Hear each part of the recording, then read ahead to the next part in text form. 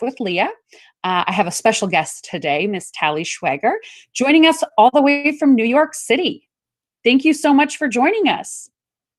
Thank you so much for having me. Yeah, well, I'm so glad that you agreed to do this. I think that our conversation today is just going to be phenomenal. We're going to be talking about the future of the workforce and the workplace in the post-pandemic world. What is work going to look like for all of us? And I think that you're going to have a lot of really great insights on that. Let me make sure from our production team that we are in fact online. If we get the thumbs up from Jonathan, we will continue on. Just to make sure. And so how is everything in New York right now? Are things opening back up a bit?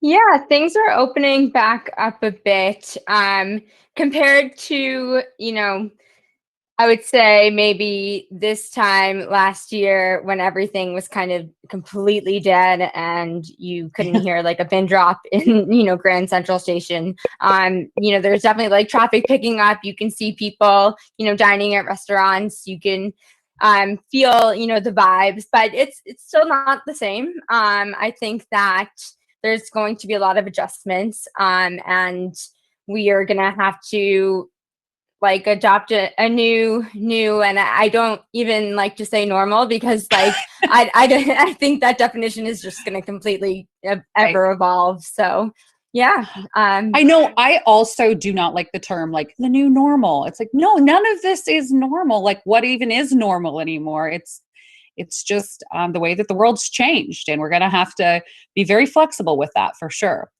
So our team did let us know that we are live. So thank you guys who out there who's joined us already on the live show for Talent Tuesday. Again, my guest is Talie Schwager.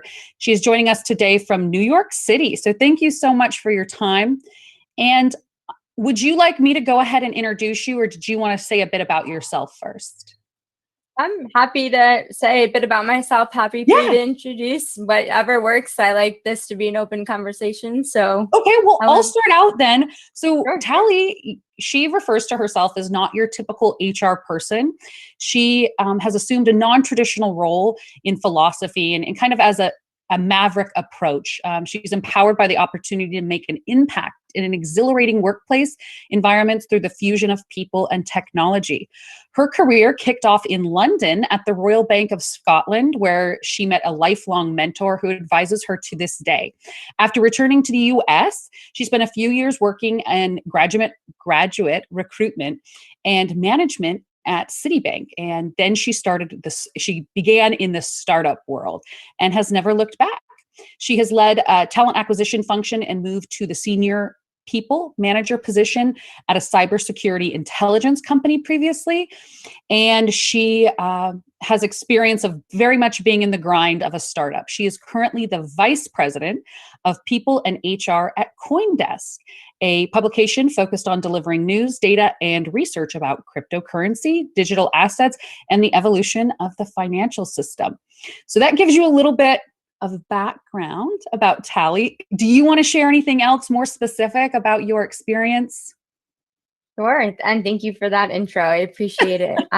So yeah, I'm Talie. I am definitely not your average HR person. I would say that I defy all odds of being your traditional HR person in the sense that I am really focused on people being the moat of every organization. And I think that HR is actually moving in that direction. So I think every HR person is actually shifting towards not being the average traditional HR person as we know it. So, my experience is in growing and scaling startups. I'm really excited by those opportunities. I love seeing, companies go from 50 people to 180 people and just being part of that, building process. That's really exciting for me. So thank you again for that intro.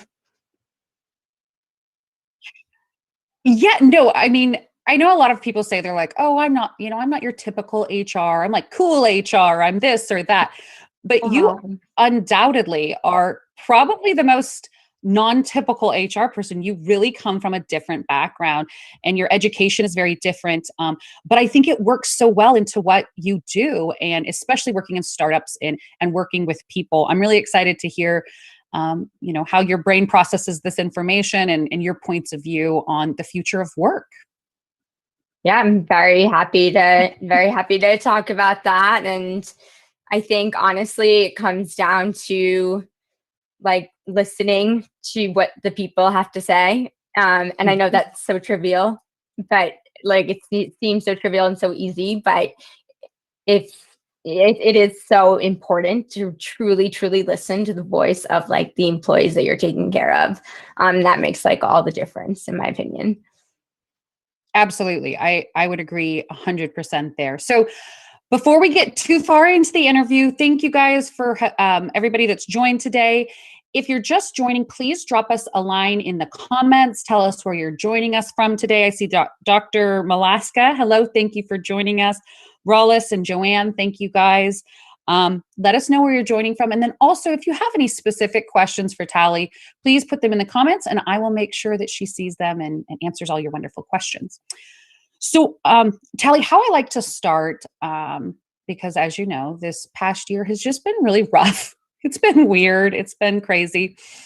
I like to ask my guests what their biggest win has been, either personally or professionally, big or small. Like, what has been a bright spot in this past year for you?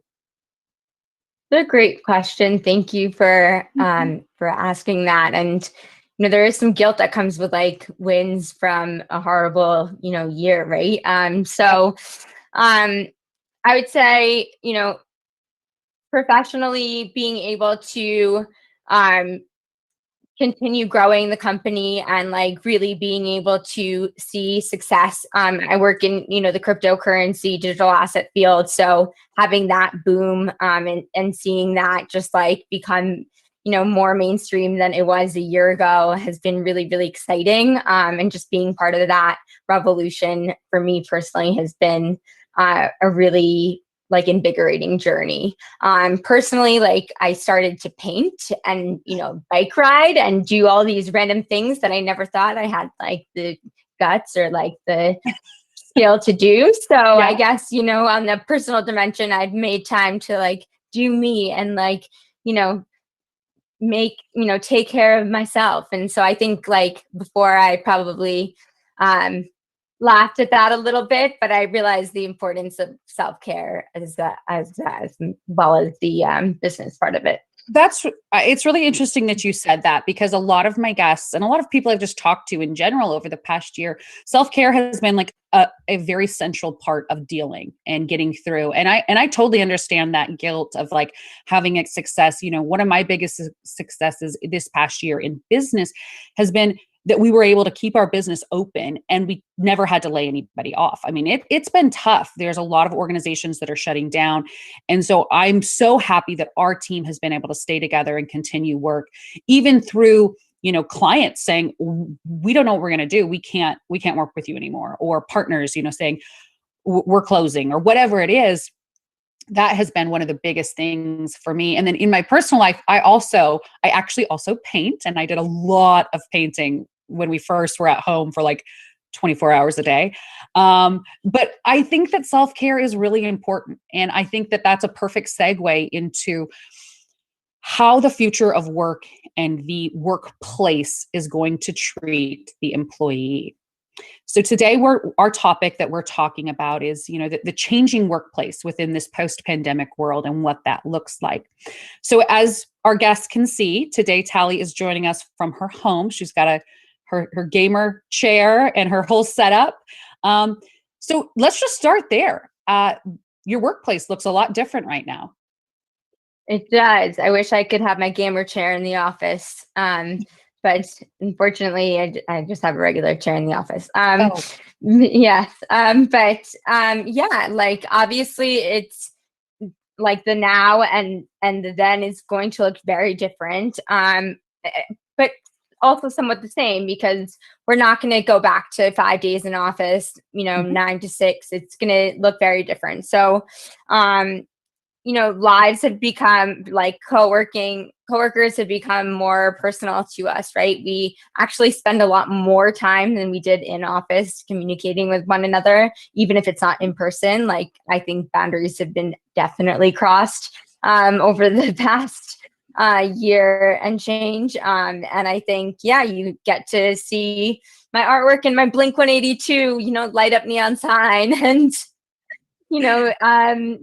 punk rock princess over here, right? So like, and my, gamer chair and all that. And, occasionally my cat will pop up on my desk and, Yeah, he just walked by and I was like, very curious. Oh goodness. I apologize for any distraction that causes. And so I think that obviously, unfortunately, I can't bring my cat to work either. So I think that it is going to look different, but it's not just going to look different in terms of like physical environment. I think it's going to look different in terms of the way that we approach handling employee benefits, employee like how we involve employees in decision making, how we think about like creating inclusive environments in terms of like is there going to be a feeling of like insider outsider if some people are in office and then some people aren't, and like how do we address that? So I think there's so many different factors for how things are going to like look differently when we do return to a somewhat in office like work plan. Right. Work setting. So I agree. I think that, and you brought up a really good point about that, is the disparity between those who, if there's flexible job offering, right? If we say you can make the choice what days you come into the office, or you can have a flexible work schedule, does that create a disparity, like an inherent disadvantage for people that said working at home works better for me, and them not being in the office, are they unseen and unthought of for those promotions, for those bonuses, or is there a way to fully integrate all of your employees in a distributed model? And I think that a lot of companies are going to start looking to your digital natives, like your remote first type of companies, and how they've been able to do it, because it's nothing new that, nobody's ever done before, but it is very much a different approach. There is a lot more intention in the communication that you have with your employees every day. And it's you miss those like passing in the hall interactions, or those after a quick meeting just to, have a coffee in the break room together. You miss those, but how do you create those organically in a distributed workforce? So what is your team currently doing? Because you said you still have the office there, but you're also working from home. What is your specific plan for how to return to work? Yeah, it's a work in progress for sure. And I think that there's going to be a lot to figure out as we go and as we learn from best practices from other companies, and definitely looking to see what other companies are doing and trying to see what we can take from those models. But I think that we are going to leverage technology as much as possible to become like as effective as we can, because ultimately we want high performance productive teams with a great culture. And so what does culture mean, and like how is that valued to individuals at the company, and how do we uphold and maintain like a great culture within a distributed workforce that is sometimes in office, sometimes not? Like, we just need guiding principles, and then from there create the infrastructure of what return to work looks like. But we first need to kind of pull back a little bit and think about, well, what's the framework upon which we're making decisions to start, if that makes sense.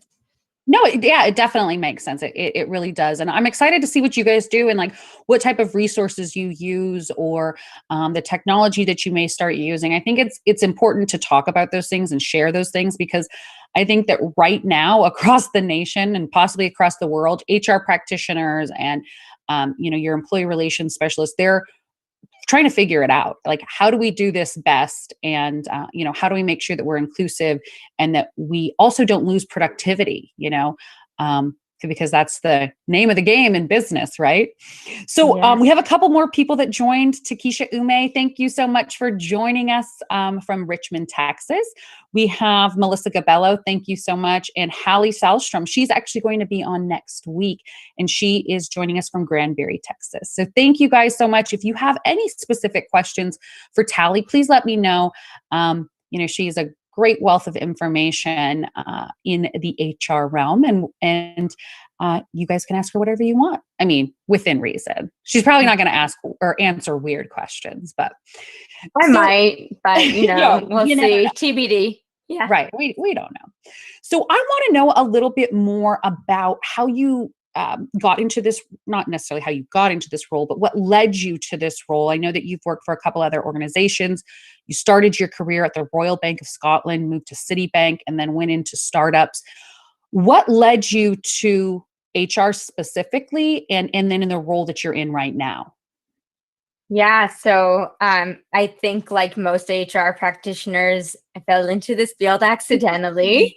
So it's almost as if I'm saying, sorry, I was on mute, right? Because it's like that was the phrase of 2020, and like the HR person says, I fell into HR accidentally. But it is the truth. I was totally going to go to law school. However, I ended up somehow in the House of Commons in England, and was at a roundtable with heads of HR from some of the most prominent organizations in the world, like Goldman Sachs, Bloomberg, UBS, etc. And so they were discussing women, empowering women to make it to leadership positions, and how to ensure that there's representation across all levels of the organization, et cetera. And I felt really compelled by the research that was being discussed. And so I was like, I can't read for another 3 years in law school. I need to I need to go where I'm being compelled towards. So I decided, okay, I need to learn more about this HR function and learn about professional development. Like, what does that mean? How does a person get from point A to point B into their career? Like, I never learned that from my parents. And maybe some people do, or some people don't. I don't know. I never did. So it was eye-opening for me. And since then, I've always wanted to just explore that route. And then how I got to where I am now, I've always wanted to own a function. I always just wanted to figure it out as I go, and just do it and be in it. Yeah. Be in it to win it. Yeah. That's so cool. So I don't know if you know this about me or any of the guests, but I actually did go to law school. I finished, and I was going to be an oil and gas attorney. And then I realized oh my gosh, I absolutely hate this. This is not what I want to do. I need to pivot, and I need to do it fast. So I actually had also gotten an MPA, which is a Master's of Public Administration. So I was applying to all sorts of things, in nonprofits, working some type of legal jobs, but I was just I don't want to do this. So how lucky for you that you realized before you spent all that money and did all that studying that that's something that, you could go a different route. And I think that education has certainly helped me in my HR career, but it wasn't necessary per se. But most people I talk to in the HR world, they were set out to do something else, and they fell into it and fell in love with it. I know a lot of HR practitioners that were oh, I thought HR was boring and icky and whatever. And when you can own a function, like you said, or, be a subject matter expert on something, and maybe not just a generalist, maybe really specific, it is such an interesting field, and there's so much to learn, and you can go anywhere with it. And that's one thing that I really liked, is that, your skills can be very transferable for sure. So, okay. So I love how you got there. And then how did you make the switch from corporate world? You were very corporate. I mean, you were at Citibank, right? To, I'm going to go for startups, uncertainty. I'm going to do HR in a startup, which is almost the craziest thing ever, right? HR inside of a startup. How did that go? Yeah. I just knew I didn't fit in the big corporate environment. I fell in love with technology because I was recruiting for the technology sector of the investment bank at Citi. And it's, I mean, nothing, to say bad to say about that at all. If anything, it like created my love for technology. And it's how I learned that like, Java is not a skinny vanilla latte. And like, C sharp is not C hashtag. And like, that's, thank you. I think I'm really funny too. So I'm really glad that you're laughing. Java isn't a vanilla latte. That's brilliant. That was really brilliant. Go ahead. Sorry. I've been honing that one for a few years now. Okay. And so it's how I fell in love with technology, but I wanted to make an impact and I wanted to coach people and offer my advice and really just see my work come to fruition. And maybe it's like part of my like reward gratification in my brain that I wanted to have that reward sooner. And so I wanted to see an impact, sooner. And I wanted to build something and see the fruit, like my work come to fruition and like the outcome of that come to life. So I think that's what really compelled me to the startup world and the tech world. So in that same vein, we use a lot of technology as well. And typically in my line of work, because I work so heavily in HR in the healthcare sector, I find that a lot of the departments are lagging behind sometimes on the technological advances or using new platforms or using new technology in general in their HR space. They're very set in their ways. In medicine, in healthcare specifically, people are more willing to be innovative and take chances on the medical side. But on the business side, they have to be very sure. They're very risk averse. So it kind of breeds this, like, we do it this way and we're going to continue to do it this way. So it's very interesting for me to talk to people outside of that world about the new advances in innovation and technology that you may be using.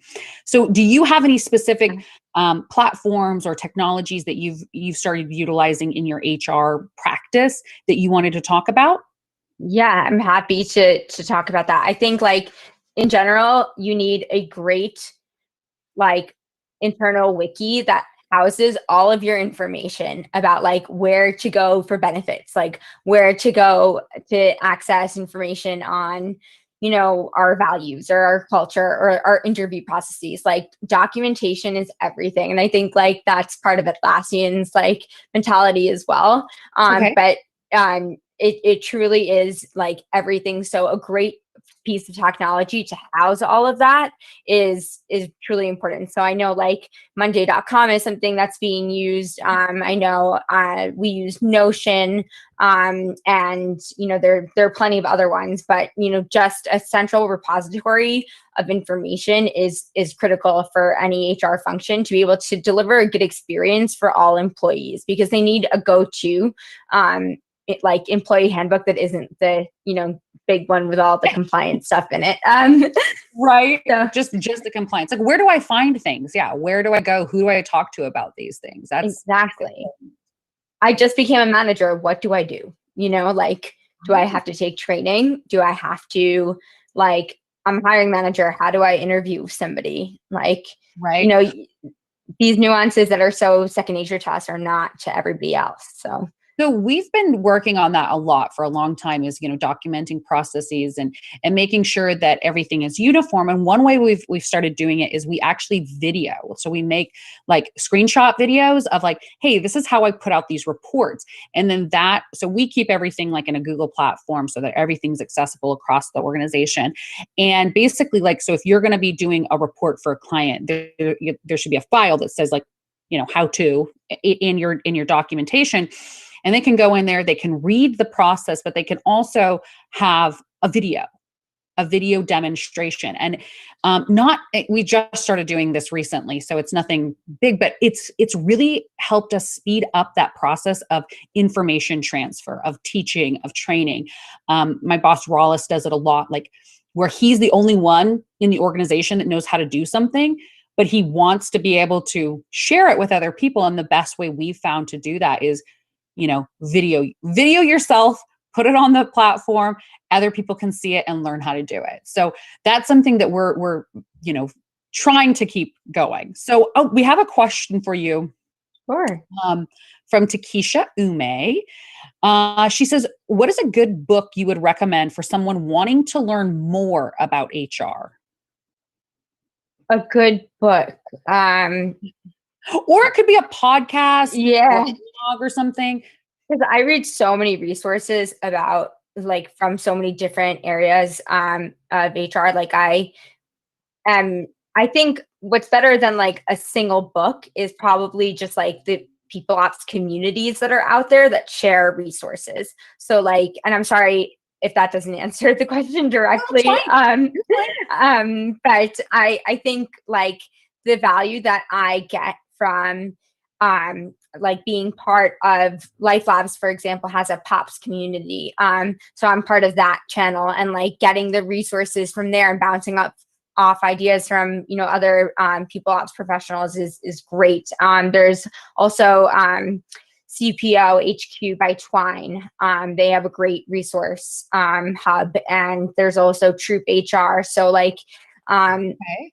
yeah, these are all communities of HR professionals that have the same questions that we do, and they're working in real time. And it's really beneficial because it's one, it validates that, okay, no, I'm not imagining things. These are real questions that are happening right now. Right. But two, you get the most real-time information.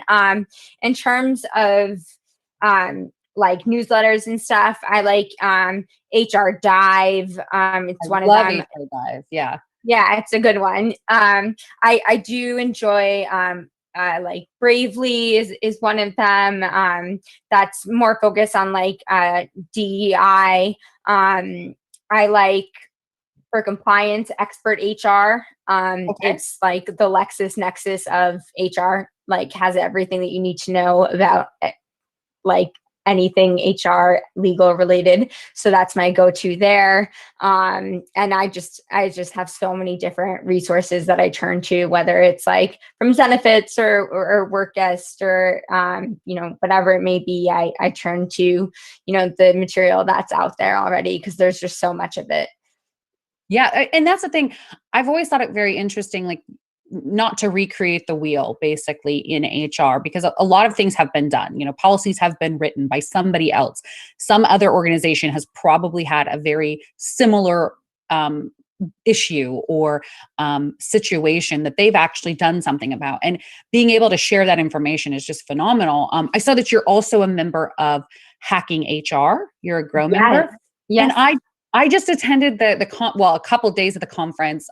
What an amazing opportunity to learn from people all over the world. I was so impressed how many people from, far, far away, international countries were on there talking about very similar issues, but talking about how they handle them differently.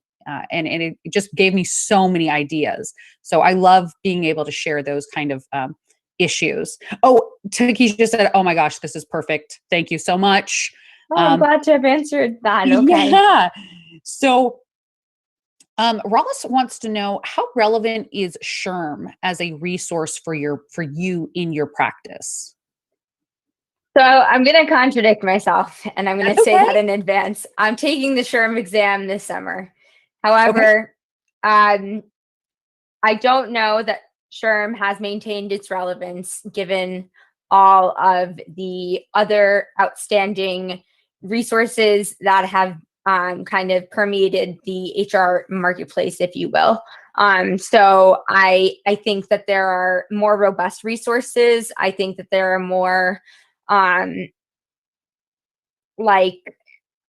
helpful resources that can be found elsewhere without a membership involved. And I think some things with SHRM that were, rubbed me the wrong way this year and in the past year. And whilst I think that it still adds value in some ways by, offering guidance on some, resources and topics, I think there are it can be supplemental to other resources.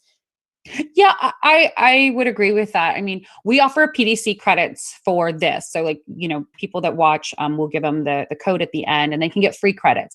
I think that free credits are really important because not every HR department has the money to spend on getting you recertified or certified. So I agree that model of, pay for the information when there's a lot of free information out there. It might be a little bit going to the wayside or a little bit antiquated. I'm hoping that SHRM is able to like revamp their offering and give a lot more information and a better search function. If anybody from SHRM is listening, I have such a hard time sometimes trying to find what I'm looking for. I'm like, I don't want to go through these 85 articles. Like, get a better search function going on, people. But I agree. I feel you. Don't get mad at me, Sherm. I'm sorry. Me too. Me too. I really want to pass in the summer. So.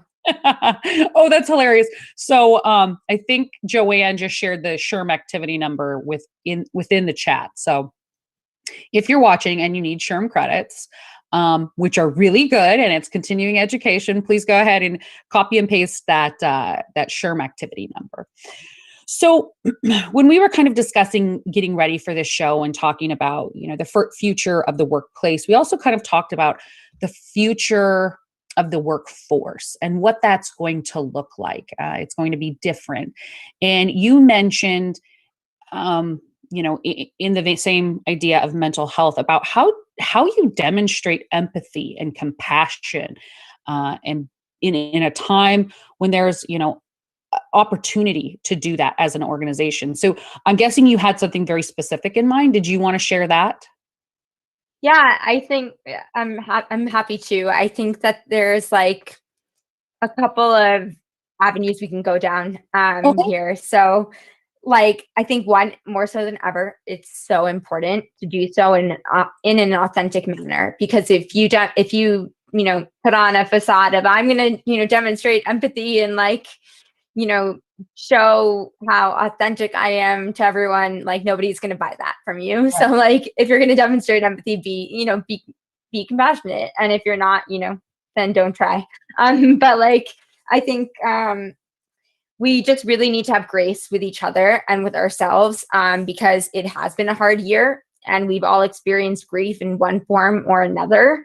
And we need to recognize that and be okay with ourselves. Like there are days when I am not always 1,000% productive and I get so, caught up in that. And it's just like, no, have grace with, myself. And like, by doing that, I'm also able to have grace with my peers and, everyone else around me. And I think like empathy allows for greater listening. And that goes back to my first point that I made. Like it all comes down to listening to the voices of your employees. And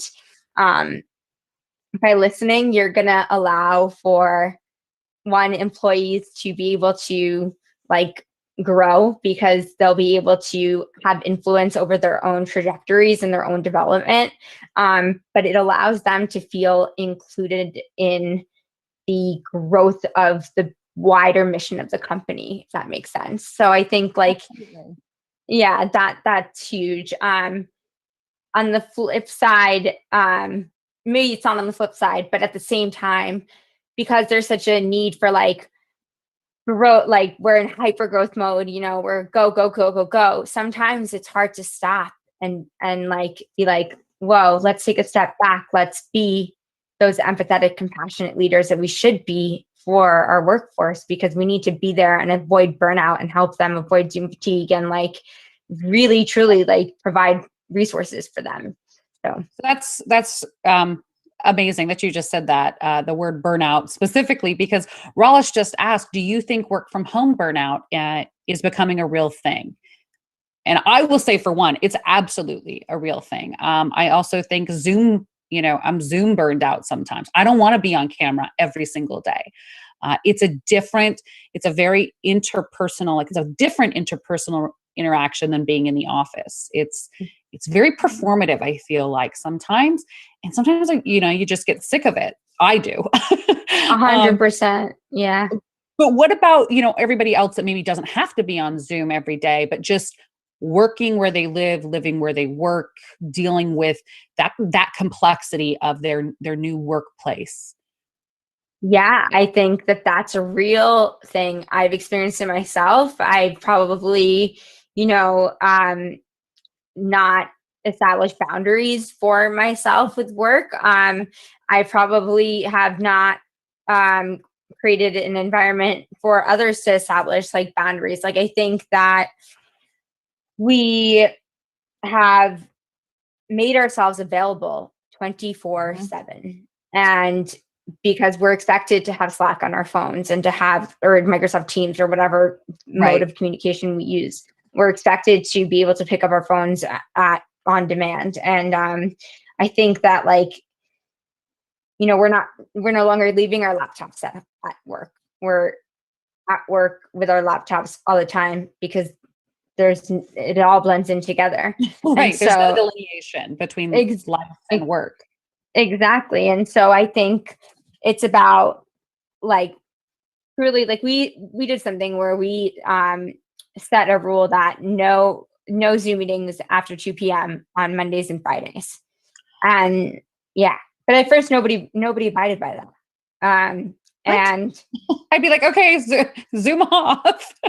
I know, but people were like, oh well, I need to have this meeting, I need to have that meeting, but actually, no, you don't. So like, I suggested to everybody put an out of office on your Google Calendar because it auto declines events from 2 onwards on Mondays and Fridays, and then slowly, I'm seeing not only like employees like adopt the habit, but also leadership is stopping themselves from adding calendar invites to folks after 2 p.m. So it's they're realizing too, and by there I mean leadership executives are realizing the fatigue and the burnout, and like they're checking themselves before they cross those boundaries as well. So that's interesting. So they're talking about like, they're conceptualizing the process of creating boundaries, and then they're actually creating like a technical boundary, which is put an out of office, make sure that it auto declines. This is a company policy, and I think that's a great idea, one that I think we should do. If you're listening, which my everybody that works with me probably is or might be. Um, but the boundaries are super important, and I have had a lot of trouble with that as well. And I know a lot of people that have. One of the things also is that you're not going and doing as much this past year, so you had all this. It felt like you had time, but that's the time that you need downtime and to recuperate and rejuvenate and like live life. But we were putting so much into our work, like you said, Slack on your phone, emails, answering your phone. And it is really hard to set those boundaries without some guidance and some support from your organization. So I think that those are all really, really great key points there, and tips and tricks from you. He just told me, yes, I am listening. So I'm glad. But what you said about dealing with people, being empathetic and compassionate, and honestly, our word for 2020 for our company by the end was grace. We deal with everyone with grace, whether it's clients, each other, ourselves. Ross was very adamant that we stopped saying sorry on our Zoom calls. When you hopped on, you said, "Oh, I'm sorry, my cat," or whatever it was. And we it happens. It happens every day. Like I can't believe my dogs haven't barked since we've been on this Zoom call. Life is different now. I mean, obviously I want to have a professional conversation with you and make this a really great experience for you and for the listener. But also I think people understand, and we have to give each other that grace um, to to be themselves in their new workplace, and to deal with the stress and the anxiety that comes with um, working in a completely new way, for sure. So I 100%. want to ask you some fun questions, if Sure. you're okay with that. I'm totally fine with Okay. that. Okay, and then anybody that's watching, please join in and let me know. I really like to have you guys make comments and ask questions. Dr. Malaska says she loves that. She loves grace. And it's real. You have to give it, and you have to give it to yourself for sure. So how about let's start with, if I told you I would give you an all expense paid vacation for 1 week, what are you going to do with that? Where are you going to go? I'm going to Mexico. Where at? Tell me more. So this time last year, I was supposed to be in Mexico for a family vacation, and then the pandemic hit, right? And everything was canceled. I couldn't even like get in touch with Expedia to like figure out what was going on. I know it was a nightmare, but 3 hours later, lo and behold, we got in touch with somebody. Anyway, but you know, I have been like waiting to go on that trip since, and all I can think about is going to Mexico. Oh my gosh, we're at in Mexico. Cancun, some resort. I'm all about it. That is where my heart and my brain is set. I already booked my vacation to go to Mexico in August. It's done. My whole family's going. I got everybody involved, and we're golden on that. That's wonderful. I like that. So anybody else that's listening, please let me know, where would you go if I somehow was just so rich and I just wanted to give out all these all expense paid vacations? Where would you go? Where would you go? I'm curious. I would so many places. I'm a constant traveler. And 2020 definitely put a hamper on my travel experiences.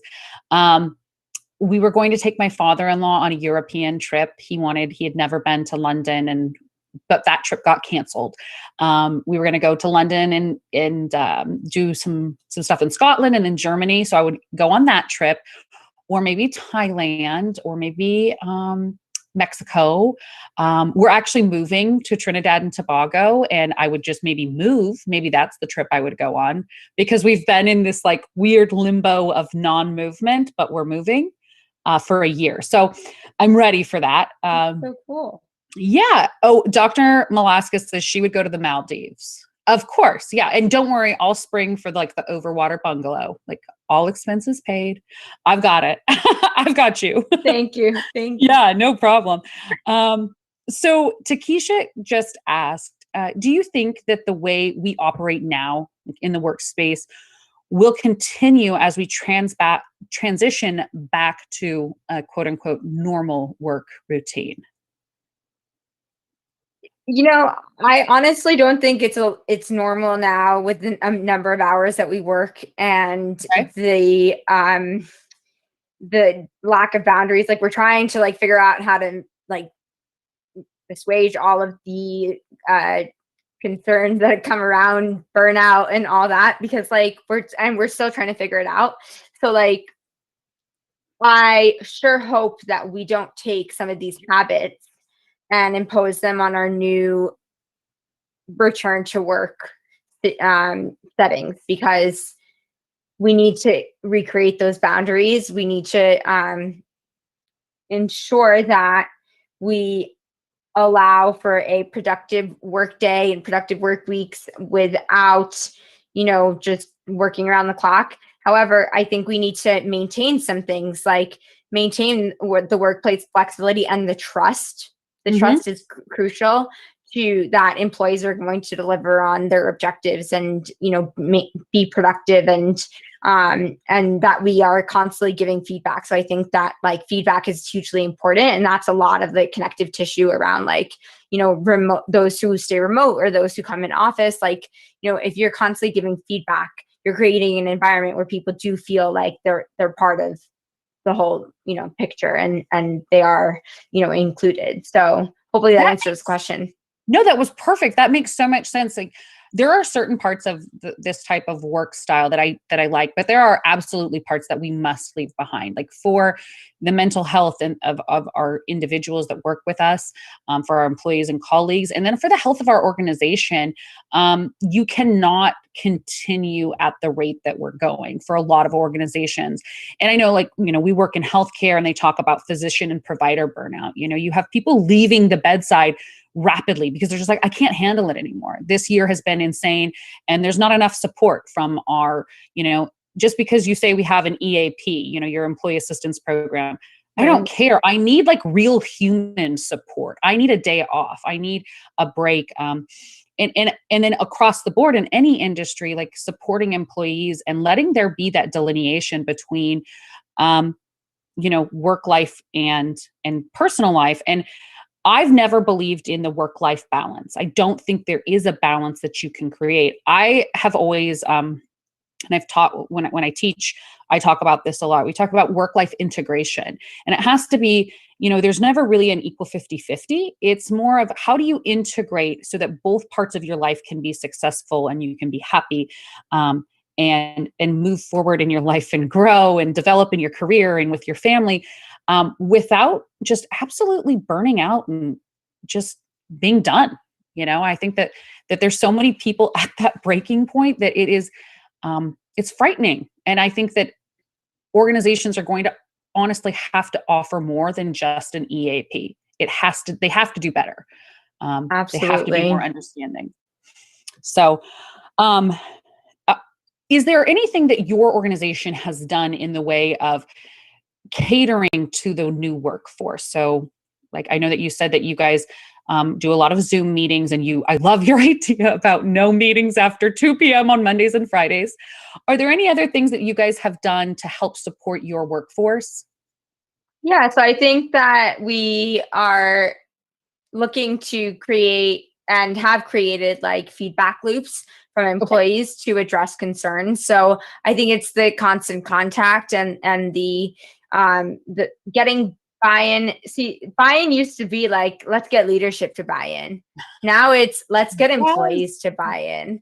Yes. And I think the paradigm has shifted 100%. And so like, that's part of it. And making sure that we like conduct focus groups and ideation sessions, and like making sure that everyone truly feels part of the process in decision making. I think like thinking about benefits, like offering mental health resources. Like I am, working with a medical provider to come up with a plan to offer, therapy sessions to our personnel, whether they take it or not. I mean, I don't know, but like therapy and nutrition, and like looking at different applications. Like I know there's Thriver is one of them. There's also like Ariana Huffington's like Thrive Global, which is like a wellness app. Yep. And so we're looking to engage in those fringe benefits as well, via technology, so everyone can access it easily. And offering those to employees. So things that we never would have thought about, a year and a half ago. No, I think that you're so right. And I have to tell you, when I was younger, I thought it was French benefits.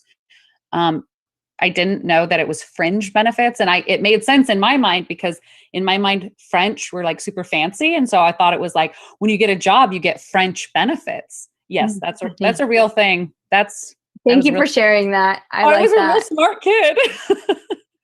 But so whenever I hear that, I'm still like, oh gosh, I was so dumb. French benefits. But no, I think that those are really important. And I think that offering those type of very inclusive and holistic type of benefits that help the individual, not just the employee, or the family, not just the employee, are going to set organizations apart. So if I can get support from this employer here, and they're going to be flexible with my schedule, and they're going to understand, I need days off, that I need a break from work, that I need this type of support and this type of health insurance and whatever, I can be the most productive. And if they can't support that, I'm going to leave and go somewhere that they will. And I totally agree with your paradigm shift. I have heard so many times, oh, we've got to get buy-in from leadership. And it's been a good year and a half since I've heard those words. It is totally, we have to get buy-in from our workforce. We have to get involvement from the workforce, because we're also spread out in a lot of industries now. And to create projects that work well, you have to have a lot of communication and a process and a lot of collaboration. So very interesting there. Very, very interesting. Rollis said that he would like to go, sorry, I don't have my glasses on. He wants to go to Jamaica in a hut over the water. And I approve. You can do that. That's fine. As long as it's within the T&E policy, right? Yeah, exactly. So, okay. Well, as we start wrapping up here today, I wanted to talk to you. I mean, I've read a lot of articles about what the future of the workforce is going to look like. I saw something in like Bloomberg or BBC maybe as like these little pay by the minute booths of like office space, and the shared office spaces are becoming really popular again. Do you have any predictions or ideas about what the like workplace ecosystem is going to look like? Where physically are people going to work? That's a great question. And like, I've been vacillating on my thought process on this. Like, our employer is going to now get like larger office spaces to accommodate for like social distancing and, like minimizing the spread of germs and like allowing for, we used to be in like a WeWork We were that was gross. tiny. Yeah, we were on top of each other. There was a dead rat behind my desk once. And like, like it was just, we were filth. But like there was and now we have acrylic shields on all of our desks, and like we are all 6 feet apart. And like I don't think that's necessarily going to be the future, but like I think that it's going to be a while until those acrylic shields are going to be pulled down, because I think that humans are not going to naturally going to pull their guards down like internally. So I think like it's going to be I think there's going to be a lag between when humans are going to be comfortable enough to like go into workplaces, go into a shared space. Because think about it, like people, whether right or wrong, are going to be hesitant to operate in a shared space. Like I'm going to be more comfortable working at my desk. That's why I'm more comfortable working, from home, because I have my setup. I have everything that's mine in front of me. And I know a lot of people have like connections to their own desks. But I do think that no one's going to have a desk anymore. I think it is going to be hotspotting desks. And yeah, so I don't know what it's going to look like necessarily, but I know that there's going to be some sort of like recalibration and an adjustment to how at least our company is going to adjust, because everyone had their own space before, and that's not going to necessarily happen in the future. And like, are people going to want that? And are people going to feel comfortable with that? And not having pictures of their family on their desk because it's like a clean desk policy and stuff like that. So, yeah, I don't know. Those are just some of the thoughts that I had about like how office space physically is going to be, especially in New York City, where, a lot of the commercial real estate is like empty like right now. So yeah. So I actually just read an article from MIT Technology Review, and I can send it to you or put it, I can send it to Joanne and she can put it on the chat, but it's about, the future of the workforce and how they believe it's going to be like uniquely human. And it's pretty interesting. And they bring up a couple of really interesting topics and the potential for the people dynamics and the capabilities of individuals and how we're going to work together. I think that one of the things that the pandemic did show us is, how quickly the vaccines were developed, but very distributed workforce. I mean, they were developed like across the world using technology. The Chinese put up the RNA, DNA sequencing, and within days people, labs across the world had it. And it's like, if you thought about the advances in technology, that would have been unheard of 50 years ago. We would have been in this situation for years. And just how collaborative and the capabilities of organizations and people to collaborate across borders, across functionalities, and really create amazing outcomes and products, or create a better future, basically. So it was really interesting because, it's definitely like a technology type of brain article. So I'll definitely send that to you. Yeah. And I think that you're right. It's really hard to know. It's really hard to know what's going to happen. I think a lot of it's going to be geographically inclined, where people are at. Certain industries, I think that they probably will still have desks, right. You might still have offices. I didn't even think about, are they going to get bigger spaces so they could spread out? Because I think you're right. It's going to be a long time before people feel real comfortable, like being super close again and sharing all sorts of stuff. If you think like pre-pandemic, like remember we used to like go to buffets and we used to just like sneeze on stuff and like stick our hands in jars. Yeah, for sure. And then you all of a sudden like realize that this airborne disease or virus, can cause so much havoc in the world. It's like, oh, I better not touch that, and it's not necessarily out of fear. It's out of like the overabundance of knowledge that you now hold how dirty things are. And it'll be interesting to see, what different organizations do in bringing their employees back. I think that one of the things that I have seen is that if organizations don't include employees in that decision, in their return to work, they are going to be at a massive disadvantage. Absolutely. I mean, who are we, like HR practitioners and like 3 other people in leadership to decide what works best for everyone across the organization? Right. Yeah. Exactly. And going back to your point before about technology and like how that has allowed like the vaccine deployment and like creation, like there are tools like Miro, which allow you to ideate in real time. Like if we were both using it right now and we were trying to brainstorm an idea for like a website, we could both be jotting down our thoughts. It's like a thought board. Is that the Miro board? MIRO? Yeah. Yes, I just saw something about that not too long ago. So yeah, tell us more. So it's like a collaborative whiteboard, basically, right?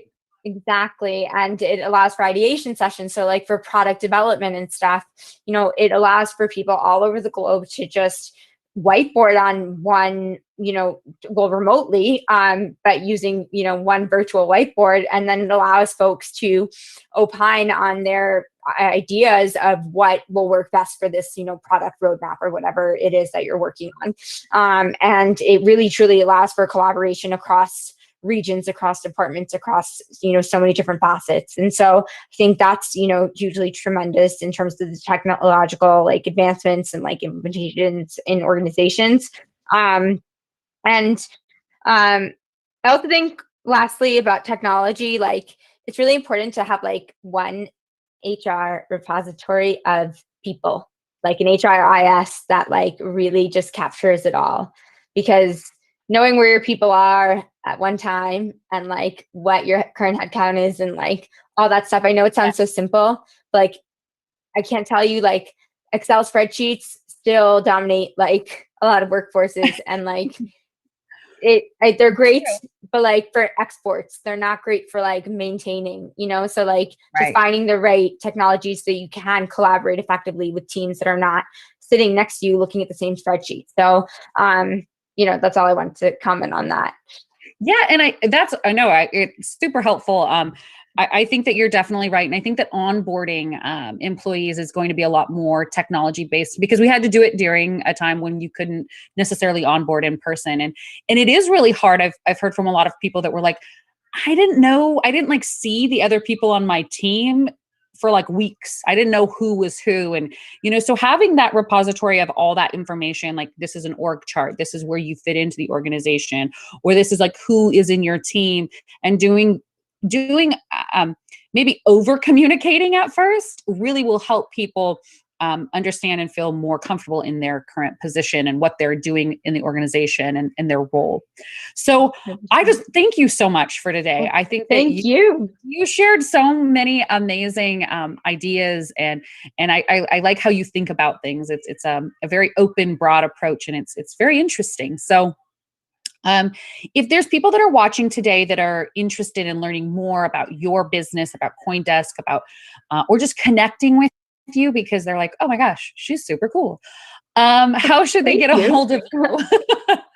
LinkedIn is great. Email is great too. It's just my first name, Talie, Talie @coindesk.com.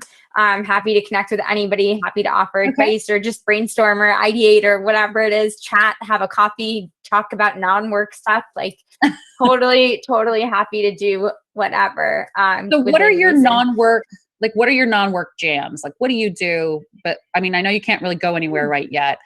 What is your thing? I love going to the country and going on hikes and like kayaking. And like, I know I'm totally not a country like person on the outside, right? But I just like, it brings me so much inner peace, and like it's wonderful just hear like cicadas in the wind, even though they're the bugs and stuff. But like it's just so peaceful to me to be on a kayak in like a lake and be in the country and all that. So that's wonderful. Okay. Well, thank you so much for your time today. And thank you for everyone that tuned in. Next week, I'm going to be doing a show on mental health awareness in HR and what HR practitioners need to do and can do, especially for the month of May, which is Mental Health Awareness Month. So please tune in next Tuesday if you're available. And as always, you can watch the replay on HR Maximizer. So thank you, Talie. You were a wonderful guest, and I hope to see you again soon. Likewise. Thank you so much for having me. All right. Talk to you soon. Bye. So, Talie, we stay on for just a second. I should have told you that at the beginning. Oh, absolutely. Absolutely. Because there's like a slight delay in the broadcast. So if we cut it off, then they like lose the broadcast. I don't really understand it. Absolutely. Yeah, I'm happy. You did so great. Oh, we're offline? Yes. Okay, yes, we're offline cool, now. cool. Oh, thank you. I was